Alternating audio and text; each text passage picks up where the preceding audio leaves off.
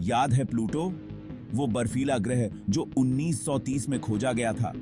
वो जो हमारे सौर मंडल का 9वां ग्रह बनकर हमारी कल्पनाओं को जगाता था। अरे दोस्तों, अपनी दूरबीन पकड़ के रखो, क्योंकि 2006 में इंटरनेशनल एस्ट्रोनॉमिकल यूनियन ने एक बड़ा फैसला लिया। उन्होंने तय किया कि प्लूटो अब ग्रह नहीं रहा, मानो प्लूटो को कॉस्मिक ए टीम से निकाल दिया गया हो। लेकिन ऐसा क्यों? क्या हुआ? इस कॉस्मिक उथल-पुथल को समझने के लिए हमें ग्रह विज्ञान की दुनिया में जाना होगा और यह पता लगाना होगा कि आखिर एक ग्रह को ग्रह क्या बनाता है। यह वैज्ञानिक खोज, विकसित होती परिभाषाओं और एक छोटे से खगोलीय पिंड की कहानी है, जिसने ब्रह्मांड के बारे में हमारी समझ को चुनौती दी। कल्पना करो कि आप एक कॉस्मिक गेम शो में हो और चुनौती है ग्रहों की पहचान करने की। मजेदार लगता है ना? यह एक ऐसा खेल है जो न केवल आपके ज्ञान को परखता है, बल्कि आपके खगोलीय कौशल को भी चुनौती देता है। लेकिन एक पेंच है, आपको आधिकारिक नियमों की किताब ग्रह की IAU की परिभाषा का पालन करना होगा। यह किताब खगोल विज्ञान की दुनिया में एक महत्वपूर्ण दस्तावेज है, जो यह निर्धारित करती है कि कौन सा खगोलीय पिंड ग्रह कहलाने के योग्य है। तो ग्रह का प्रतिष्ठित खिताब हासिल करने के लिए क्या करना पड़ता है? यह सवाल जितना सरल लगता है, उतना ही जटिल भी है। IAU ने 3 मुख्य मानदंड बनाए। ये मानदंड वैज्ञानिकों के बीच गहन विचार विमर्श और बहस के बाद तय किए गए थे। पहला, एक ग्रह को एक खगोलीय पिंड होना चाहिए जो सूर्य की परिक्रमा करता हो। यह सबसे बुनियादी और महत्वपूर्ण मानदंड है। सुनने में आसान लगता है ना? लेकिन यह केवल शुरुआत है। दूसरा, इसे गोल आकार में खींचने के लिए पर्याप्त गुरुत्वाकर्षण की आवश्यकता होती है। इसका मतलब है कि इसका गुरुत्वाकर्षण बल इतना मजबूत होना चाहिए कि यह अपने आकार को गोल बना सके। हम यहाँ एक वास्तविक भारी वजन की बात कर रहे हैं, न कि अंतरिक्ष में तैरते हुए किसी ढेलेदार आलू की। यह मानदंड सुनिश्चित करता है कि ग्रह का आकार और संरचना स्थिर हो और अंत में इसे अपनी कक्षा के आसपास के अपने पड़ोस को साफ करना होगा। इसका मतलब है कि इसे अपने गुरुत्वाकर्षण बल का उपयोग करके अपने मार्ग से अन्य खगोलीय पिंडों को हटाना होगा।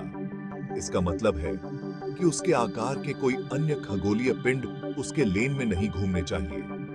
यह अंतिम मानदंड ग्रह की परिभाषा को और भी सटीक बनाता है, यह सुनिश्चित करते हुए कि ग्रह अपने मार्ग में अकेला हो।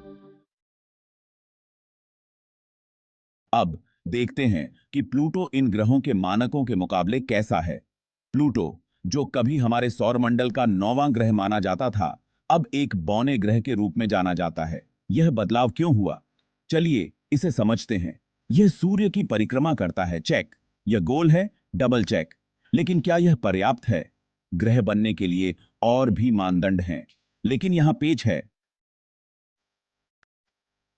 प्लूटो अपने पड़ोस को कुइपर बेल्ट नामक क्षेत्र में अन्य बर्फीले पिंडों के साथ साझा करता है। यह क्षेत्र सौरमंडल के बाहरी हिस्से में स्थित है और इसमें कई छोटे छोटे बर्फीले पिंड होते हैं। यह ऐसा है जैसे प्लूटो के कॉस्मिक पड़ोस में एक ब्लॉक पार्टी हो रही है और सभी को आमंत्रित किया गया है। यहाँ बहुत सारे छोटे छोटे पिंड हैं जो प्लूटो के साथ इस क्षेत्र को साझा करते हैं। यह भीड़-भाड़ वाला पड़ोस वह जगह है जहाँ प्लूटो ठोकर खाता है। यह क्षेत्र इतना भीड़-भाड़ वाला है कि प्लूटो अपने कक्षीय पथ को साफ नहीं कर पाता। इसने अपने कक्षीय पथ को साफ नहीं किया है, जिसका अर्थ है कि यह तीसरी और अंतिम परीक्षा में विफल हो जाता है। ग्रह बनने के लिए एक पिंड को अपने कक्षीय पथ को साफ करना होता है, यानी अपने मार्ग से अन्य वस्तुओं को हटाना होता है। तो प्लूटो को एक बौने ग्रह के रूप में पुनर्वर्गीकृत किया गया।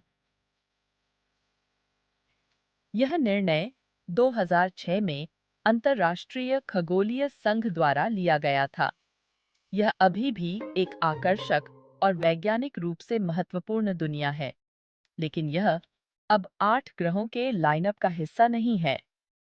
प्लूटो के पास अभी भी बहुत कुछ है, जो हमें सिखा सकता है और यह खगोलविदों के लिए एक महत्वपूर्ण अध्ययन का विषय बना हुआ है। सबसे पहले, प्लूटो अविश्वसनीय रूप से दूर है। यह हमारे सौर मंडल के किनारे पर स्थित है और इसे देखने के लिए हमें बहुत दूर तक देखना पड़ता है। यह सूर्य से लगभग 36 लाख मील दूर है, जिसका अर्थ है कि इसे बहुत कम धूप मिलती है। इतनी दूरी पर सूर्य केवल एक चमकता हुआ तारा जैसा दिखता है और प्लूटो पर दिन का उजाला बहुत ही मंद होता है। यह प्लूटो को एक ठंडी दुनिया बनाता है, जिसका तापमान शून्य से सैकड़ों डिग्री नीचे गिर जाता है। यहाँ की सतह बर्फीली और कठोर है और तापमान इतना कम है कि नाइट्रोजन भी जम जाता है, और अगर ठंड आपको नहीं मारती है तो वातावरण मार सकता है। प्लूटो का वातावरण इतना पतला है कि यह किसी भी प्रकार की सुरक्षा प्रदान नहीं करता। प्लूटो का वातावरण अविश्वसनीय रूप से पतला है, पृथ्वी के मुकाबले लगभग 1 लाख गुना पतला। यहाँ पर सांस लेना असंभव है और यह वातावरण किसी भी प्रकार की गर्मी को बनाए रखने में असमर्थ है। यह ज्यादातर नाइट्रोजन, मीथेन और कार्बन मोनोऑक्साइड से बना है। सांस लेने लायक हवा बिल्कुल नहीं। यहाँ पर जीवन के लिए आवश्यक ऑक्सीजन की कमी है और यह वातावरण किसी भी प्रकार के जीवन के लिए अनुकूल नहीं है। प्लूटो भले ही छोटा हो, लेकिन यह बर्फीले मैदानों, विशाल पहाड़ों और एक पतले वातावरण से भरी एक आकर्षक दुनिया है। यहाँ की भौगोलिक विशेषताएं अद्वितीय हैं और यह ग्रह वैज्ञानिकों के लिए एक रहस्यमय और रोमांचक जगह है। लेकिन क्या इंसान कभी इस दूर के बौने ग्रह को घर बुला सकते हैं? यह एक बहुत बड़ा सवाल है और इसका उत्तर खोजना आसान नहीं होगा। मान लीजिए कि यह एक चुनौती होगी। यहाँ पर जीवन को बनाए रखना और बसाना अत्यंत कठिन होगा और इसके लिए हमें अत्याधुनिक तकनीक और संसाधनों की आवश्यकता होगी। सेक्शन 5, डीप फ्रीज प्लूटो का हार्ड कंपा देने वाला तापमान। कल्पना कीजिए कि आप प्लूटो की सतह पर कदम रख रहे हैं। पहली चीज जो आपको प्रभावित करेगी वह है हार्ड कंपा देने वाली ठंड। हम -375 डिग्री फ़ारेनहाइट की बात कर रहे हैं, जो नाइट्रोजन को उसके ट्रैक में जमा देने के लिए पर्याप्त ठंडा है। यह पृथ्वी पर अब तक दर्ज किए गए सबसे ठंडे तापमान से भी ठंडा है। इन तापमानों पर कोई भी उजागर त्वचा तुरंत जम जाएगी। यहाँ तक कि सबसे उन्नत थर्मल गियर के साथ प्लूटो की सतह पर लंबे समय तक जीवित रहने के लिए निरंतर हीटिंग और इंसुलेशन की आवश्यकता होगी। यह कहना सुरक्षित है कि प्लूटो उष्णकटिबंधीय छुट्टी के लिए जगह नहीं है। सेक्शन 6, हवा का पतला घूंघट। प्लूटो पर सांस लेना। चलिए हवा के बारे में बात करते हैं, या उसके अभाव के बारे में। प्लूटो का वातावरण इतना पतला है कि यह लगभग न के बराबर है। इसे परिप्रेक्ष्य में रखने के लिए, यदि आप प्लूटो पर गहरी सांस लेते हैं तो आपको लगभग उतनी ही हवा अंदर लेनी होगी जितनी आप पृथ्वी पर 1,30,000 फीट की ऊंचाई पर एक सांस में लेते हैं। यह उस ऊंचाई से भी ज्यादा है जहां व्यावसायिक हवाई जहाज उड़ान भरते हैं। तो बिना स्पेस सूट के प्लूटो पर टहलने के बारे में भूल जाइए। खाली जगह जैसी स्थितियों से खुद को बचाने के लिए आपको ऑक्सीजन की निरंतर आपूर्ति और एक दबाव वाले सूट की आवश्यकता होगी। Section 7, the long haul, a journey of light years.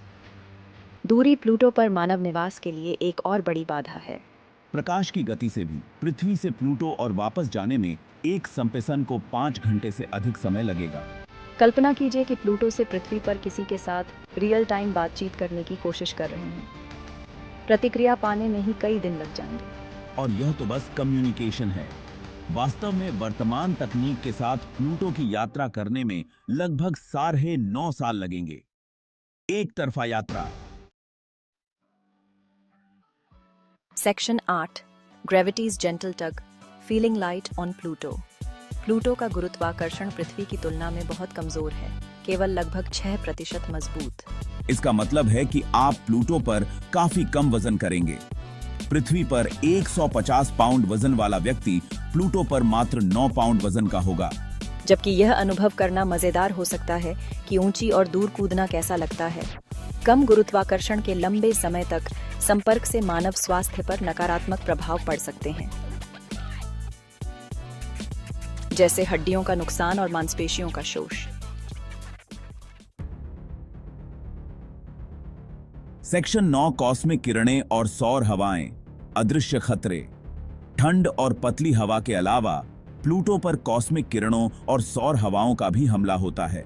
ये सूर्य और गहरे अंतरिक्ष से आने वाले उच्च ऊर्जा वाले कण हैं, जो मनुष्यों के लिए हानिकारक हो सकते हैं। पृथ्वी का चुंबकीय क्षेत्र हमें इन हानिकारक किरणों से बचाता है, लेकिन प्लूटो का चुंबकीय क्षेत्र बहुत कमजोर है। प्लूटो पर रहने के लिए निवासियों को इन अदृश्य खतरों से बचाने के लिए महत्वपूर्ण परिरक्षण की आवश्यकता होगी। Section 10 Could we ever call Pluto home? A glimpse into the future. तो क्या इंसान कभी प्लूटो पर रह सकते हैं? चुनौतियां कठिन हैं, लेकिन असंभव नहीं हैं। उन्नत प्रौद्योगिकियां जैसे 3D मुद्रित आवास, संलयन शक्ति और विकिरण परिरक्षण संभावित रूप से सुदूर भविष्य में प्लूटो पर मानव निवास को संभव बना सकते हैं। प्लूटो की आंतरिक गर्मी से संचालित भूमिगत शहरों की कल्पना कीजिए, जो विकिरण से सुरक्षित हैं और हाइड्रोपोनिक खेतों में भोजन उगा रहे हैं। यह एक लंबा शॉट है, लेकिन अन्वेषण और नवाचार की मानवीय भावना प्लूटो को थोड़ा कम विदेशी और घर जैसा बनाने का तरीका खोज ही सकती है।